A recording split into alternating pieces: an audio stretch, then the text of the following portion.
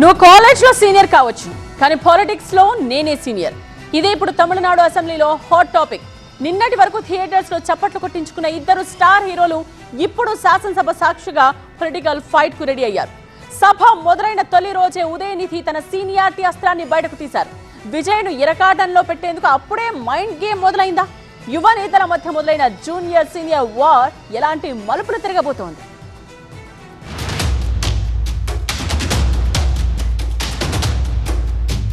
తమిళనాడు అసెంబ్లీలో ఇప్పుడంతా కొత్త తరం, కొత్త రక్తం. ముఖ్యమంత్రి పీఠంపై దళపతి విజయ్, ప్రధాన ప్రతిపక్ష నేతగా ఉదయనిధి స్టాలిన్. రాజకీయ అనుభవం లేకపోయినా ప్రజా మద్దతుతో విజయ్ నేరుగా సీఎం కుర్చీని కైవసం చేసుకున్నారు. అటు డీఎంకే అధినేత స్టాలిన్ ఎన్నికల్లో ఓడిపోవడంతో ప్రతిపక్ష బాధ్యతలను ఉదయనిధి భుజానికెత్తుకున్నారు. అయితే వీరిద్దరి మధ్య ఇప్పుడు సాగుతున్న జూనియర్ సీనియర్ వార్ తమిళ రాజకీయాల్లో సెగలు పుట్టిస్తోంది. అసెంబ్లీలో తొలి రోజే Udhayanidhi Stalin attacking mode on చేశారు. ముఖ్యమంత్రి విజయ్ను టార్గెట్ చేస్తూ ఆసక్తికర వ్యాఖ్యలు చేశారు. మేమిద్దరం ఒకే కాలేజీలో చదువుకున్నాం. కాలేజీలో విజయ్ నాకంటే సీనియర్, కానీ పరిపాలన విషయానికి వస్తే డీఎంకేనే సీనియర్ అంటూ కామెంట్స్ చేశారు.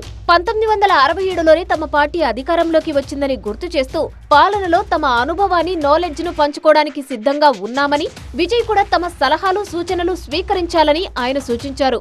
இன்னைக்கு எதிர்க்கட்சி தலைவராக இருக்கிற நானும் ஒரே காலேஜில் படித்த ஓல்டு ஸ்டூடெண்ட்ஸ். ஒரே காலேஜில் நாம் படிச்சிருந்தாலும் அரசாங்கத்தை நடத்துறதுல திமுக தான் சீனியர் பேட்ச். அது உங்களுக்கு தெரியும்.